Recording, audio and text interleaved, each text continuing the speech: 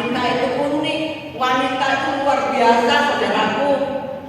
Wanita yang luar biasa bukan wanita yang kaya, bukan wanita yang tercantik, bukan wanita yang terpintar. Wanita hebat, wanita yang luar biasa adalah wanita yang terus dapat melakukan pekerjaannya, menyelesaikan masalah-masalahnya. Amin. Karena Tuhan Yesus luar biasa menyertai setiap kita wanita. Pikir-pikir wanita itu sangat istimewa. Ya, kita bisa bayangkan ya, dunia tanpa wanita itu sepi loh. Nggak usah jauh-jauh ya. Ketika bapak-bapak yang pergi ya tanpa ibu-ibu, Fani pernah bilang garing. Iya, garing. Sampai kelaparan ya. Tapi kalau ibu-ibunya yang pergi, wah, yes, teles katanya Fani ya. Jadi bangkelannya terlalu banyak. Luar biasa istimewanya ibu-ibu lagi. Ya, kalau bepergian itu bukan hanya nyamil sama gini-gini ya. Bisa ya ternyata ya. Sangkokan kamu gini-gini ya. Tapi kalau bapak kan nggak bisa ya. Kalau nyamil nggak ada suaranya. Tapi kalau ibu-ibu nyambil sama suaranya keluar. Nah, itulah istimewanya ibu-ibu ya. Tema pada pagi hari ini, ya ini tema nasional ya.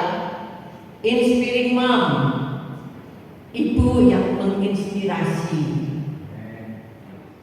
Sebagai wanita-wanita Allah, Tuhan ingin hidup kita menjadi inspirasi bagi banyak orang. Dan kita sadar ya, wanita yang di zaman now sekarang ini banyak tantangannya. Tapi wanita-wanita ini pilihan Allah. Kita kuat karena kita diciptakan sebagai penolong. Penolong itu harus lebih kuat dari yang ditolong. Wanita yang kuat menolong itu hanya wanita yang dekat dengan Allah. Amin. Kalau wanita-wanita tidak dekat dengan Allah, tidak bisa menolong saudara. Kita menjadi orang yang lemah juga. Dikatakan di sini, ibu yang menginspirasi adalah ibu yang mampu menjadikan batu-batu sandungan yang ada di hadapannya menjadi batu pijakan untuk melompat keluar, melompat lebih jauh. Batu sandungan ini juga berbicara mengenai masalah, problema hidup. Ya, setiap kita tidak lepas dari namanya masalah. Tapi saya percaya tidak ada satupun yang kita ingin tersandung karena permasalahan kita. Amin. Setiap kita jika ada masalah, kita ingin selalu ada solusi. Kita ingin jalan keluar. Kita ingin dipulihkan oleh Tuhan. Oleh sebab itu pada pagi hari ini kita mau belajar dari kisah seorang ibu janda yang ada di dalam perjanjian lama. Ya. Waktu zaman dulu di Israel, kalau tidak bisa membayar hutang, itu sebagai gantinya anak-anaknya diambil dijadikan budak. Bagi ibu ini merupakan suatu masalah yang serius, masalah yang besar. Dia tertekan karena apa? Baru saja kehilangan suaminya. Dia juga khawatir kehilangan anak-anaknya diambil ketika dia tidak bisa melunasi hutang. Keadaan yang demikian, ya, langkah apa yang diambil oleh ibu janda ini? Kisah ini sungguh menginspirasi setiap kita. Mari kita baca dulu di dalam 2 Raja-Raja 4 ayat 1 sampai 7. Ayat ini luar biasa ya, menginspirasi kita semuanya. Ya, kita sudah membaca kisah janda ini, ya, dan ibu janda ini telah mengambil langkah yang tepat sehingga dia mengalami mujizat Tuhan, mengalami pertolongan Tuhan yang luar biasa. Dan yang kita akan pelajari langkah-langkah apa yang telah diambil oleh ibu janda ini. Nah, kita pelajari. Yang pertama, ya, langkah yang diambil adalah percaya penuh kepada Allah. Ini sangat penting, percaya penuh kepada Allah. Ibu janda ini telah memilih langkah yang tepat. Ibu ini datang kepada Allah melalui Nabi Elisa. Ya, pada zaman dulu Nabi Elisa itu seorang nabi dianggap sebagai wakil Allah. Dan dia datang kepada Nabi Elisa sama halnya datang kepada Allah. Tidak semua orang ya, kalau pas lagi kepepet itu jaringan kepada Tuhan. Karena ini masalahnya hutang. Seenggak-enggaknya kita itu teringat kalau dalam keadaan kepepet kita cari itu solusinya itu pasti mencari hutang yang baru untuk menutupi hutang yang lama. Biasanya banyak yang dilakukan demikian.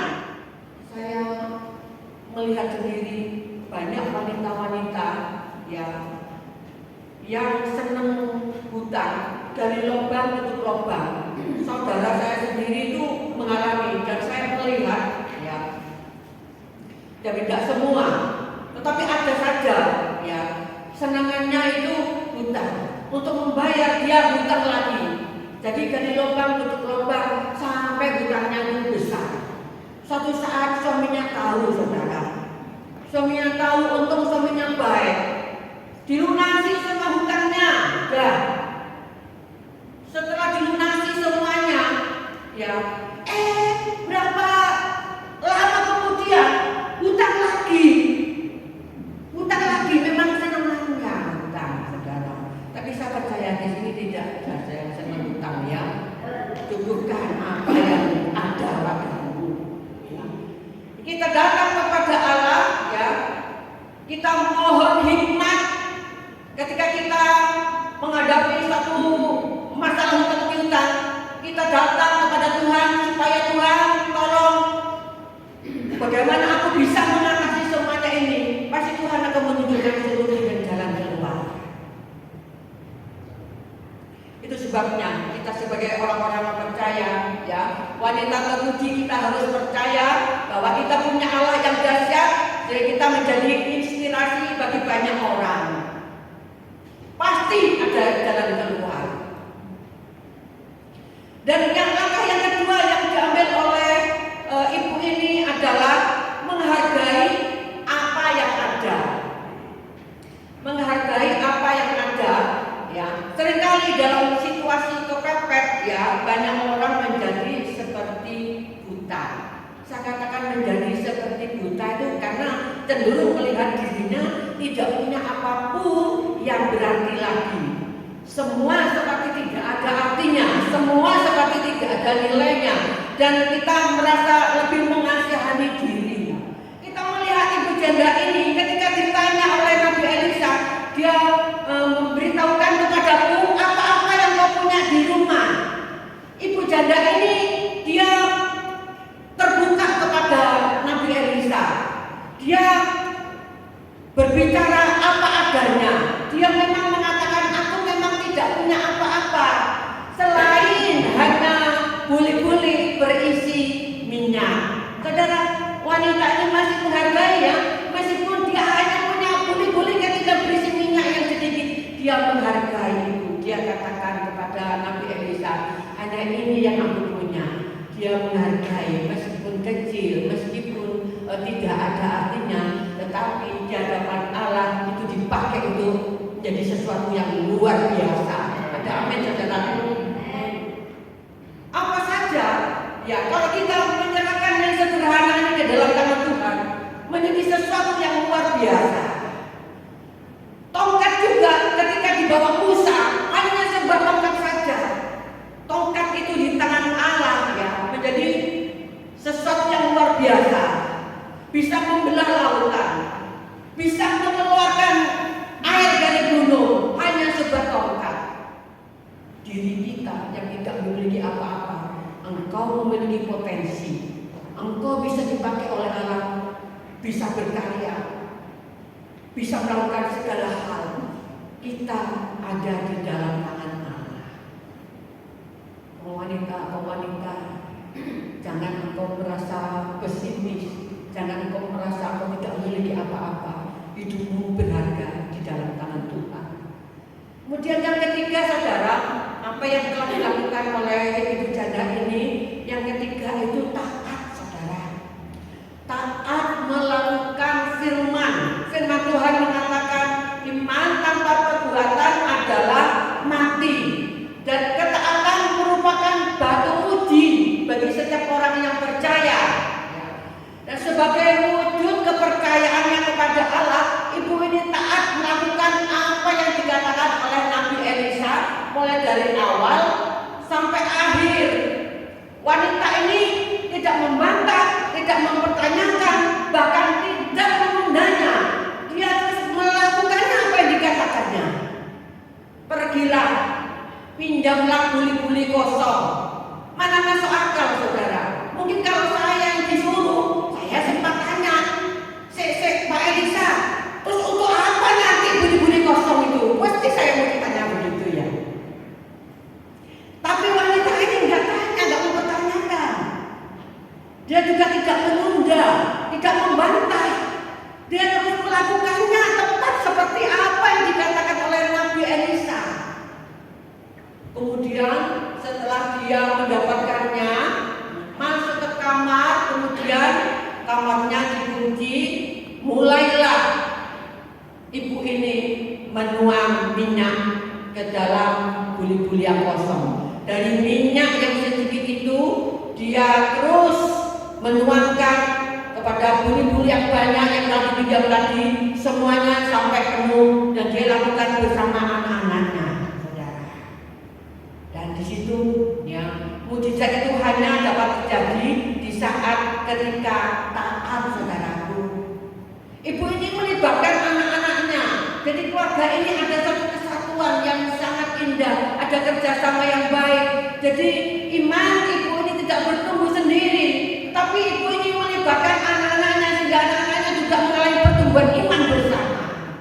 Saudaraku, banyak orang menginginkan berkat Tuhan, banyak orang ingin mengalami perkara-perkara yang besar dari Tuhan, tetapi mereka sendiri tidak bayar harga, mereka sendiri tidak taat melakukan kehendak Allah. Tidak bisa, saudara. Ketaatan mendatangkan berkat. Tidak taat, tidak ada berkat, saudaraku. Sebagai anak-anak Allah, ya, Tuhan menuntut ketaatan kita sebagai bukti bahwa kita itu percaya kepadanya. Wanita terpuji adalah wanita yang mau taat pada perintah Tuhan. Karena ketaatan itulah membuka pintu-pintu mujizat. Amin, saudaraku.